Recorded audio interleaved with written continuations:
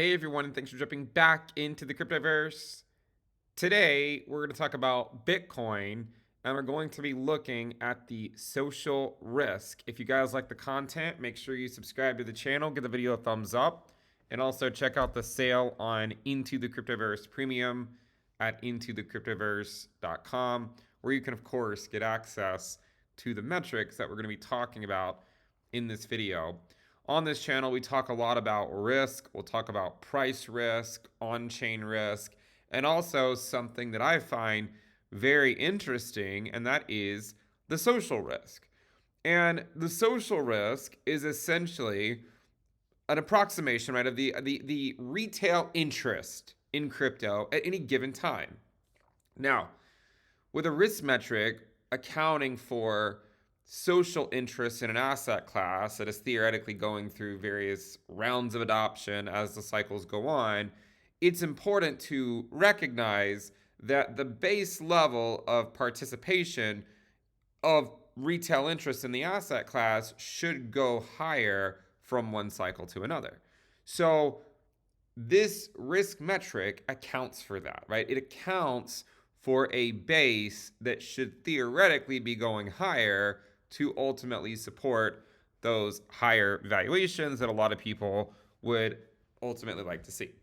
So the way that the social risk is constructed is by looking at 5 different things. So we're looking at YouTube views to various cryptocurrency YouTube channels. Now, I acknowledge that I could update this to add in more channels, and at some point I probably will, but just for the sake of completeness, I wanted to just let this thing run for a while to see how it ultimately plays out. And when you think about YouTube views to various YouTube channels, what's fascinating to me is that despite the fact that Bitcoin is nearing all-time highs, there isn't really a lot of retail interest in the space. Now, of course, there's a lot of people on Twitter that take that idea and they run with it to imply that it has to mean one very specific outcome, and that outcome would be, of course, that that retail inevitably arrives. Generally speaking, I would agree that more retail interest will inevitably arrive, right? Like I would agree with that statement. But there are periods in history where you go on massive price rallies where you don't necessarily see retail come back in the same way that a lot of people think that they're going to, right? In 2019, I think a lot of us thought that retail should be coming back in mass, but they just simply were not. And eventually we just sort of faded back down. And then once the Fed pivoted, we went back to all the money printing. Guess who showed up? Retail, right? And they took the altcoin market soaring. Now, how many times have you heard someone call for alt season over the last couple of years, right? Probably heard it a lot. And by some measures, I imagine that you could say, there has been an alt season. But for my purposes, when I talk about alt season, what I would generally think of as alt season would be a collapse in the dominance of Bitcoin. And I'll talk a little bit more about that at the end of the video. Because if retail is coming in droves, they typically like the new shiny stuff over the king, over Bitcoin, right? So they'll flock to that stuff. But if retail is not coming back in mass, then Bitcoin should continue to outperform the collective altcoin market.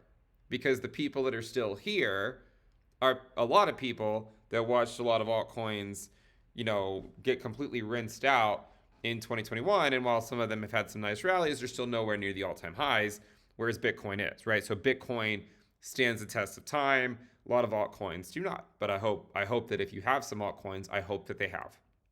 So we first have YouTube views, and you can see that near the peaks, these channels that are listed over here were averaging, anywhere between 2 to 3 million views per day.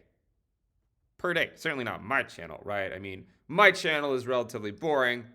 Let's be honest, right?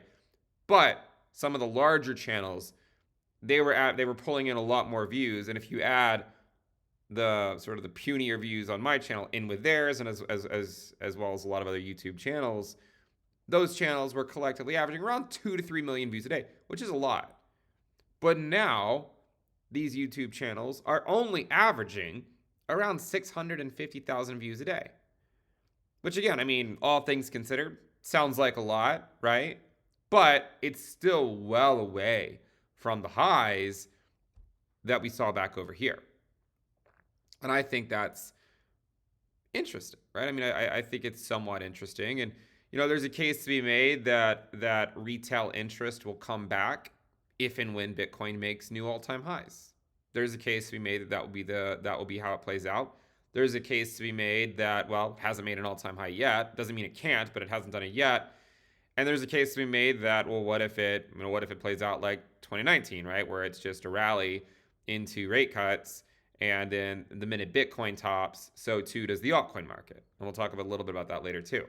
So the first metric that goes into constructing the social risk is YouTube views. And it's been relatively flat. In fact, if you look at a 30-day SMA, it's actually been putting in lower highs. I mean, if anything, retail has been leaving during this rally, right? You might expect that retail would be coming back at least. But it almost seems like retail has been leaving during this rally. Look at the 30-day SMA of this metric back in December of 2022 was at 1 million. Then 900,000 in April. And then by August, 730,000. And then recently 717,000, right? It almost seems like, despite the fact that the price of Bitcoin has been going higher, the retail interest has been going down, which is very different, than what we saw over here, where we were putting in higher highs in YouTube views, right? Very, very different. And so that is one way. That's one component of the social risk, right? So when you look at the social risk, we hide the total social risk. We can look at the YouTube views risk, which is exactly what we just talked about. And it looks like that, right? YouTube views risk has continued to just go down, right? It's been going down really ever since 2021, May of 2021. Remember that, May of 2021. It'll be important later. So that's YouTube views. The next component of it that we can talk about are YouTube subscribers to those same YouTube channels. So look at YouTube subscribers. What do you notice? There's a little bit of interest over here, right? Averaging around 3,000 subscribers a day. I'm not getting 3,000 a day, so someone is, but it's certainly not me. 3,000 a day, 3.14K, Pi K. What were those channels getting back in early 2021 collectively? 30 to 40,000 a day. This is an order of magnitude less. Order of magnitude less. So, how there's a lot of people that keep saying, right, well, the dominance of Bitcoin is going to collapse as retail comes and buys up all your altcoin bags. And then they've been saying it for forever, for 2 years. You give it enough time, Bitcoin dominance just keeps going higher. It's because those people, they keep relying on new retail interest to come into the space, right? And it just hasn't come yet. I mean, there has been some interest, right? I mean, altcoins have gone up. I'm not going to dispute that. But it's nowhere near what was happening in 2021, right? Look at 2019, right? Relatively low interest. I mean, there were some subscribers, right? But relatively low, especially compared to what happened in 2021 during all the money printing. So when you take that and you construct a risk metric for it, you get something that looks like that. YouTube subs risk. Here's YouTube subs and YouTube views. Kind of similar. Not quite. YouTube subs risk bottomed a lot earlier. YouTube views kept going down. Twitter analysts. What is that? Well, if you go look at Twitter, there's a lot of different people on Twitter that like to talk about crypto. And what we have here is essentially just looking at new Twitter followers to Twitter accounts that enjoy talking about Bitcoin and Ethereum and, whatever else. Some people only talk about Bitcoin. Some people only talk about altcoins or collectively, right? But at the peaks, these accounts were averaging around 40 to 50,000 new followers a day. In fact, in late 2021, that essentially marked the top, the social risk of new Twitter followers, as crazy as it sounds. Where are we today? So we were at 40 to 50,000 per day. Right now, these Twitter accounts are averaging 2,000 a day. Think about that. That's more than an order of magnitude less.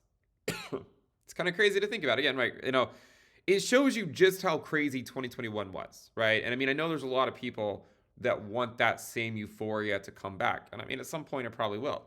But if you're curious why altcoins keep on bleeding back to Bitcoin and dominance of Bitcoin keeps going up, it's because of this, right? It's because retail, they just simply have not arrived. And I don't really know what to tell you. Yes, there's some euphoria, but retail, they haven't arrived yet. In fact, if you look at this, new Twitter followers, it's been putting in lower highs so far this year, despite the fact that the price of Bitcoin's gone up. So that's another one, right? And so we can add that one in, and now you have these three, you can average them out. But we have two more to talk about. There's also Twitter followers to various exchanges on Twitter, right? And we've added several different in here. And you can see this one at the peaks was these Twitter accounts were averaging, anywhere between 70 to 80,000 new followers per day.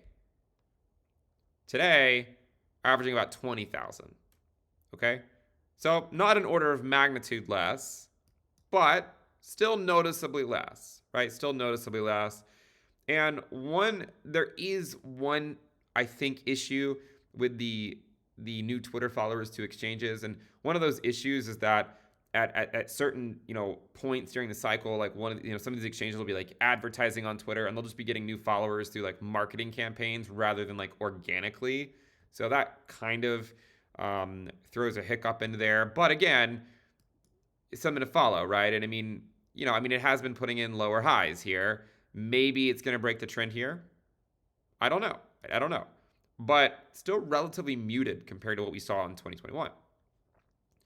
And then finally, the last one that we use to construct the social risk is Twitter followers to various layer ones on Twitter. And if we pull that one up, it looks like this. What do you notice, right? Well, today, these different layer ones are averaging around 6,000, 6,500 new followers per day. What were they averaging at these peaks? 80,000 a day, over 100,000 a day at one point. In November of 2021, 77,000 a day, 79,000 a day. What are they averaging right now? An order of magnitude less. An order of magnitude less. Look at what they were averaging in 2019, despite a 300% rally. Relatively low, right? So we take these 5 social risk metrics. They look like this. And we combine them into one. We take the average. And when you do that, you get this. Where when retail arrives in mass, it can mark blow-off tops. And when they don't arrive in mass after parabolic rallies, Bitcoin can slowly fade. So the ultimate question that everyone really should be asking themselves, and again, I should clarify, I don't know the answer to it, right? I can provide my reasoning for why I think certain things could play out, but at the end of the day, there's no way for me to actually know how it's going to play out. But we know there have been crazy rallies in the past where retail never came back. And we've also seen rallies in the past where retail did come back. So it ultimately comes down to whether will retail come back or not. Now, there's a lot of things I want to talk about, but one thing to think about is I know some people might look at this and say, well, you know, I really like the YouTube views component and the YouTube subscribers, but maybe not, followers to exchanges on Twitter because, of like marketing ploys and all this other stuff. And by the way, some of the layer ones do the same thing. So let's just say you want to turn that off. Turn that off. You can do that. You can turn it off for those two and see how it would change the social risk, right? Or maybe you think, hey, I want to weight these three equivalently and then average, I want the exchanges only to be weighted half and layer ones to be weighted half. And that way, it allows for some flexibility in what you find more important, right? Who cares what Ben thinks, right? It's what do you find more important? So when we think about why people keep talking about alt season and why people keep fading the dominance rally, right? It's because they are all under the impression that retail is about to come back in droves, right? That is the reason. And I don't think you can necessarily blame them. There are, if you look at 2021, that's exactly what happened, right? Bitcoin put in new highs, it went parabolic. Retail came FOMOing back into the market. Altcoins went crazy for the better part of a year. And that brought a lot of you here. And you've been wishing for that ever since, right? You've been wishing for those times to return. And again, I'm not saying that there haven't been some good times. Some of these altcoins are up a lot. But the reality is that Bitcoin continues to take more and more market share. Now, let me show you something really, really interesting. If we go over to the workbench on the website and we look at Bitcoin dominance, we're going to relate it, we're certainly going to relate it to the social risk. We're going to add this metric on here of the social risk. And we're going to look at it in relation to the dominance of Bitcoin excluding stablecoins. What do you notice? As social risk, which is the orange line, as it goes down and stays at low levels, the Bitcoin dominance goes up. But as the social risk durably goes back up, Bitcoin dominance goes down. And the reason for that is as retail market participants come back to the cryptoverse, they normally only come because Bitcoin makes headlines. But by the time they actually get here, they don't actually want to buy Bitcoin, so they go buy altcoins. So that is ultimately the question. Is retail going to come back in droves or not? Now, some people might say, well, retail's already here, right? I mean, you can't go on Twitter without seeing everyone talk about Bitcoin. But I would still put forth the idea that this is nowhere close to what 2021 was like in terms of engagement, in terms of viewership. There was a month in 2021 where my channel gained like 100,000 subscribers in a month, right? In a month. It's insane, Now I'm lucky if I get 1,000 subscribers in a month. So I think it's important to say, like, look, there's a chance that retail comes back, and there's a chance that retail does not come back. Right? I think that's fair to say. No one can know, right? Now, some people might say they know. No one can possibly know what's going to happen 3 months from now, 6 months from now, a year from now. There's no way for anyone to actually know. And so if we go through, these potential outcomes, we have to think about, well, if as long as retail does not come back, then the dominance of Bitcoin should go up, meaning that the nebulous alt season that everyone wants, where the dominance collapses, is delayed, right?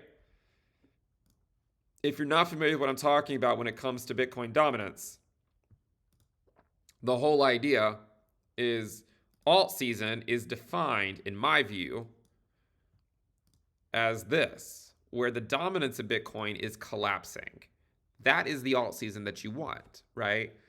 The alt season that you've been promised for the last 2 years are just these tiny little periods in here where dominance goes down, everyone dunks on it, and then it just ultimately keeps going higher, right? So nothing like this has happened anytime recently, where the dominance collapses by a large amount. And again, I think we know why. You go look at the social risk and you say, well, hasn't really done anything.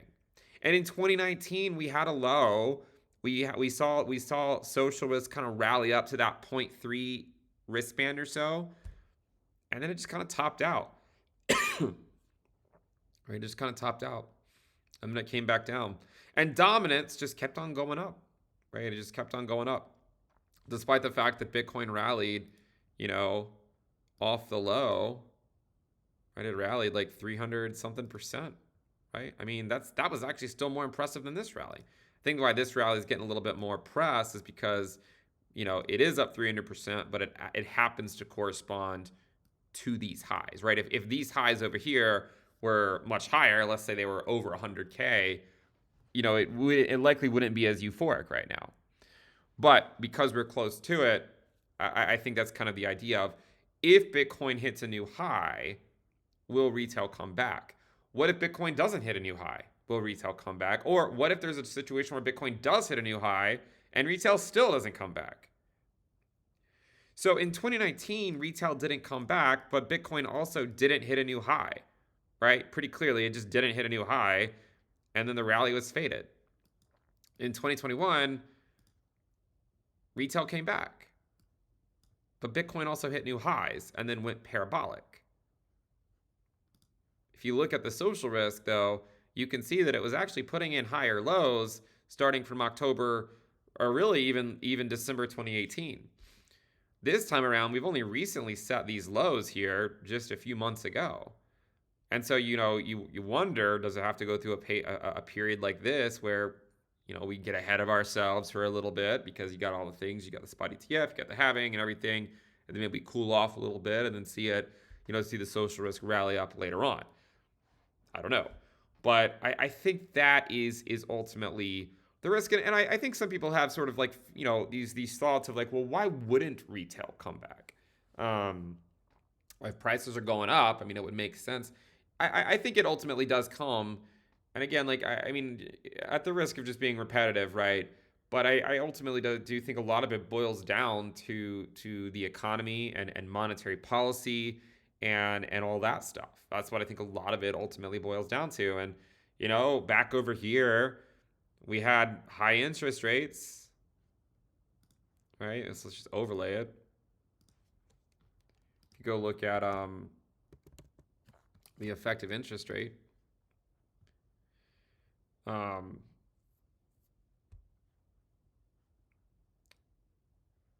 Yeah, we had high interest rates, right? Retail came back a little bit, but not a lot. But look what happened when rates went to zero. Oh, retail came storming, right? Because they were seeking yield. They were seeking yield. And when you go to very loose monetary policy, stuff like altcoins, that's when they do the best, right? When you have very loose monetary policy, all that money printing, that's when they typically start to outperform Bitcoin. But over here, during tighter monetary policy, during higher interest rates, and also the Fed was reducing the size of the balance sheet back then, social risk struggled to really see that same type of move that we saw in 2017 and 2021. Note that in 2017, we were seeing the Fed slowly raise rates, but they were still relatively low, right? I mean, they were only like 1% or so. I mean, where in late 2017, rates were still at like 1%, right? November 2017, rates were 1%, right? Today, they're at, over 5%. Fed funds rates, 5.5%. So that's one thing I think to think about. And what would be interesting, is how will it play out, right? Like, will retail come back in mass if Bitcoin continues to go up? Or will they be stuck worrying about other things, right? Like making sure that they are set up to afford everything in life. I mean, everything's gotten more expensive. I don't think it's any surprise that a lot of people might not have as much cash to spend as they used to, just because of inflation and how much everything's gone up. Counterpoint to that is wages have gone up as well. So maybe that's not such a big thing. Um, but I mean, I do think there's some confluence, right? Like there's some confluence with the fact that rates are high, Bitcoin's going parabolic, yet dominance keeps going up. And everyone keeps saying, well, just you wait, alt season's around the corner and they'll start to outperform. That could be true if retail returns. If they return. Are they going to return? I don't know. I mean, just think about it. Like, how many of your friends are asking about Bitcoin? I've had a few. I've had a few. Um, Not like it was in 2021. And so I guess that ultimately comes back to like, will they? You know, First of all, will Bitcoin put in a new high? And if it does that bring retail back? Or what if the rally fades before it puts in a new high? Which I know most people aren't even considering that outcome.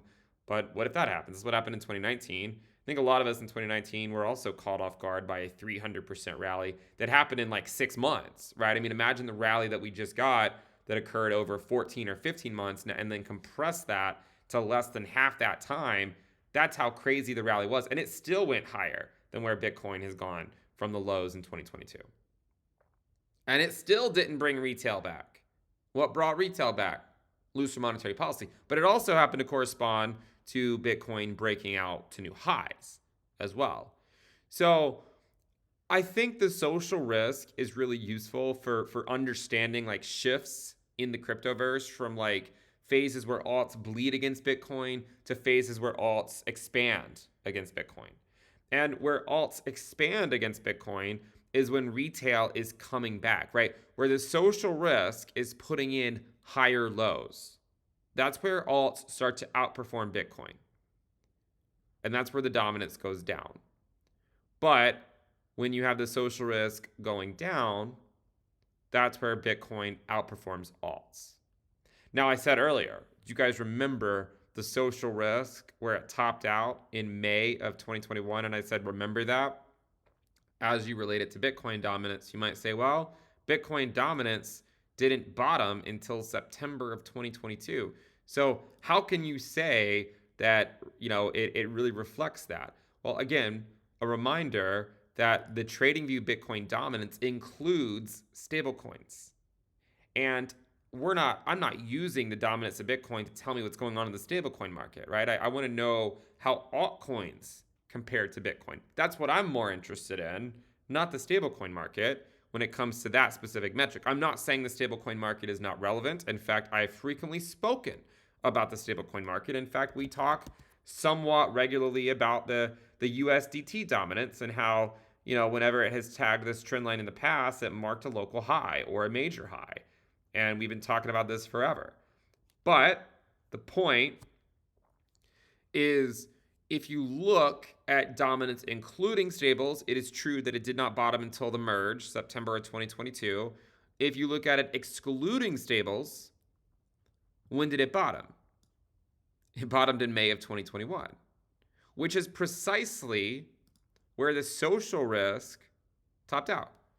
Social risk topped out right here, May 17th of 2021. Where did this bottom? Where did the Bitcoin dominance bottom, excluding stables? Let's go take a look. And we'll get it down to the day. I don't really know exactly what day it was. I'm just looking here, right? So that wick there, was the low, I think, 41.74. Here it was, 41.67. So the low for this metric occurred on May 18th. Bitcoin dominance, excluding stablecoins, this approximation of it, where we're getting rid of USDC market cap, USDT, DAI, and BUSD, dominance bottomed May 18th. When did social risk top? May 17th. I don't think it's a coincidence, right? I think it's fairly clear that as retail leaves, altcoins bleed against Bitcoin, because that's what they've been doing ever since retail started to leave in May of 2021. By the way, if this goes back up to the top of the channel, you can see that it's hit the top of the channel right there. It hit the top of the channel right there. The top of the channel today is at 63%. Now, again, this is excluding stables, but to go from 58 to 63, that's a 5% move.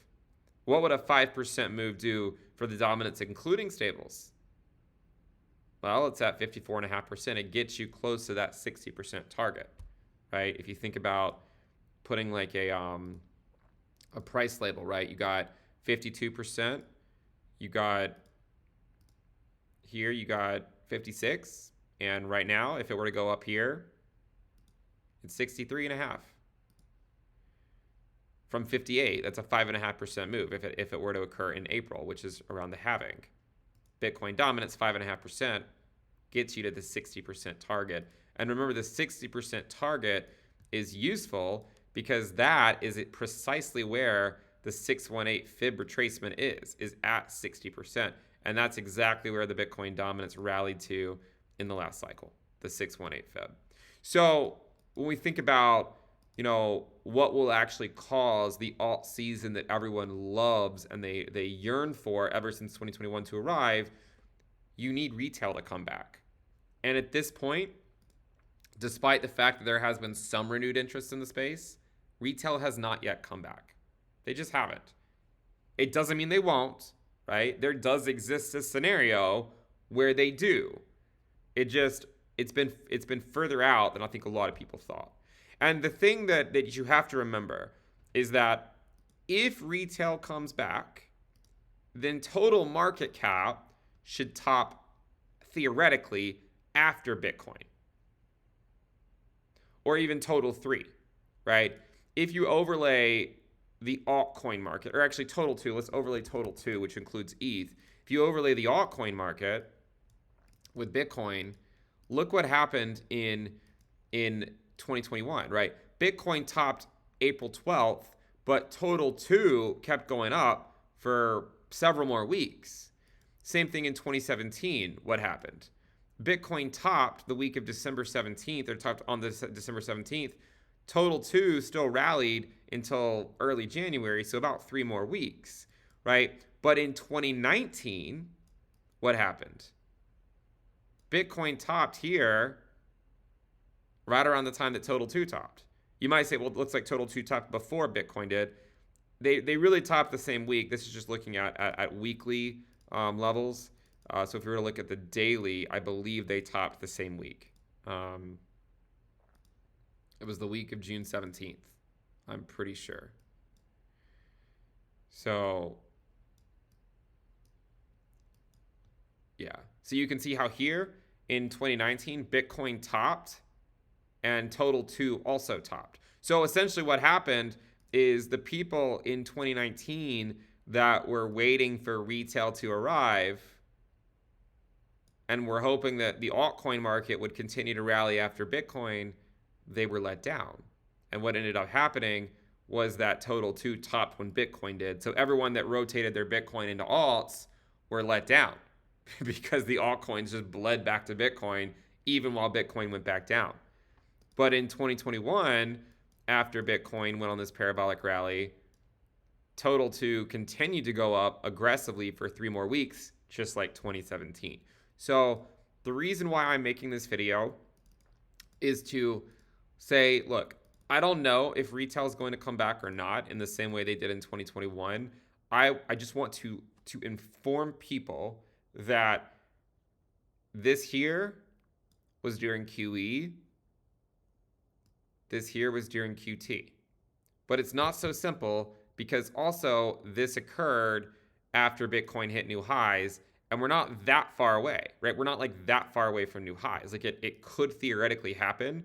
And so it'd be interesting if you had the combination of QT and a new high. Would that bring retail back? And I don't know, but I do just want to provide an opinion that's not just simply what you see on Twitter, which is, oh, just wait until retail comes back. Because I remember in 2019 thinking that same exact thing. We'll just wait till retail comes back. And then they just didn't come back, even though Bitcoin rallied 300%. Again, maybe this is different. And and it plays out in a different way, and to some degree it likely will play out in a different way than in any of these three prior cases that we're talking about. But it is just something to, it's not a sure thing, right? Like, it's not a sure thing that the retail sector will come back 10x more than what we see right now, right? It's not a sure thing. And what I would look for is, what is the social risk doing? Is it putting in higher lows like this, implying that retail is slowly coming back? Or does it just bleed back down to the 0 to 0.1 risk band? What happens? And that, I think, is ultimately the question that we're trying to answer, and we're trying to be more aware of. And again, the whole Bitcoin dominant stuff, I know it's not popular again, but it's all about how do you preserve the Satoshi valuation of your portfolio. And when you see people leaving crypto, alt Bitcoin pairs bleed. When you see people coming back into crypto, alt Bitcoin pairs tend to go up.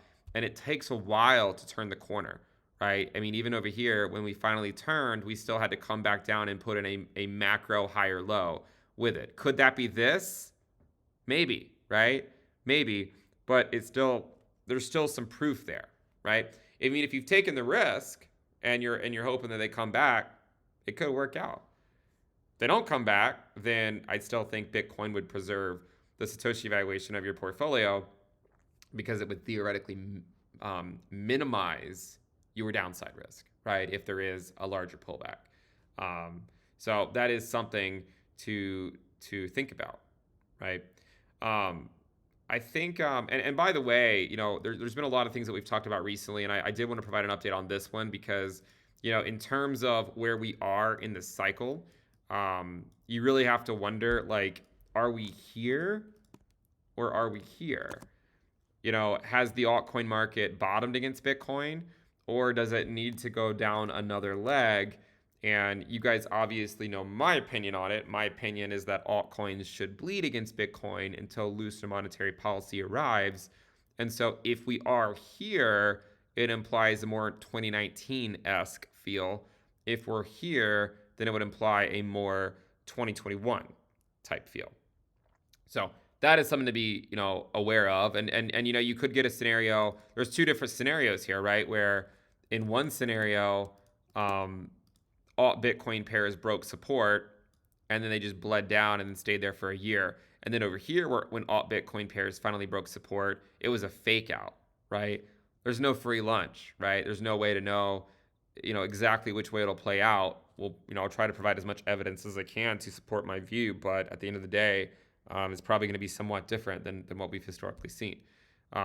So that is just something to keep in mind here, is that altcoins have come back down to support. We wicked down to 0.4. And the reason why that's important is because if it breaks below 0.4 on a weekly close, which is what happened in 2019, the week of June 24th, 2019, that's what marked the local high for Bitcoin. So, if you're hoping for new highs by Bitcoin, keep an eye on this. If this breaks down before Bitcoin puts in a new high, then that could be a headwind for Bitcoin, because it implies there's no longer that liquidity in the altcoin market to continue supporting Bitcoin. Keep an eye on it. Do you remember earlier today when there was one of the exchanges went down and there was a massive drop by Bitcoin? Do you guys remember that? It was, if you blink, you might have missed it, right? But there's a pretty big drop by Bitcoin right there, from 64 all the way down to 58, relatively quickly. What was interesting about that is that during that time,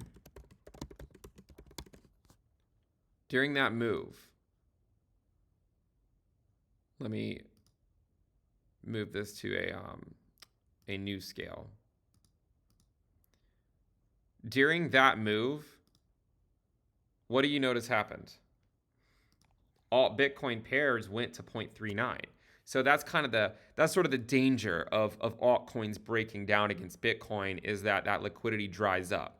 And you can see that, Bitcoin got this big drop right as alt Bitcoin pairs broke support and went to 0.39. But altcoins were able to get back above that 0.39 level. Right? We know that they were. And so, right, I mean, the question is ultimately, will they hold it or not, right? You can see the wick down here, all the way down to 0.39. And the reason why that's important is because if you get a weekly close below 0.4 at 0.39, then it might imply a similar type of outcome that we saw back over here. I've said a lot, right? Bitcoin stays risk on until altcoins break support on their Bitcoin pairs. That's close. We're at 0.41, not 0.39, but we did wick to 0.39 today. And when it happened, Bitcoin did see a $6,000 correction almost instantaneously, just on a wick down there. So just something to think about. Anyways, that is the social risk. We've tied it to the Bitcoin dominance. No surprises there. We've tied it to, we've looked at retail interest in a lot of different ways. We've looked at all sorts of things. If you guys like the content, make sure you subscribe to the channel, give the video a thumbs up, and again, check out the sale on Into the Cryptoverse Premium at intothecryptoverse.com. You can get access to the social risk metric, as well as thousands of other charts that we have on the website. And we have charts not only for Bitcoin, but also for a lot of altcoins as well. So if you're someone that would really appreciate more analysis on altcoins, you're like, well, why doesn't Ben just talk about them? I don't really like talking about a lot of like smaller market cap stuff, but know that we have a website here with an asset filter that we have tons of altcoins on here, and you can click on one. I'm just going to click on ETH, and then it'll filter out all the charts we have on that cryptocurrency, right? And we also have a lot of on-chain, like a lot of on-chain stuff, right? So like for instance, right, if you click on it, you can see all the on-chain stuff for Ethereum. If you then go click on the chart, and if you like just load it, right, if you load the chart from like an asset filter, it should, for at least most of the charts, it'll just automatically update what that chart is for that cryptocurrency. So anyways, we'll wrap it up there. Thank you guys for tuning in. Link to ITC Premium in the description below or the pinned comment, or you can just go to intothecryptoverse.com. I'll see you guys next time. Bye.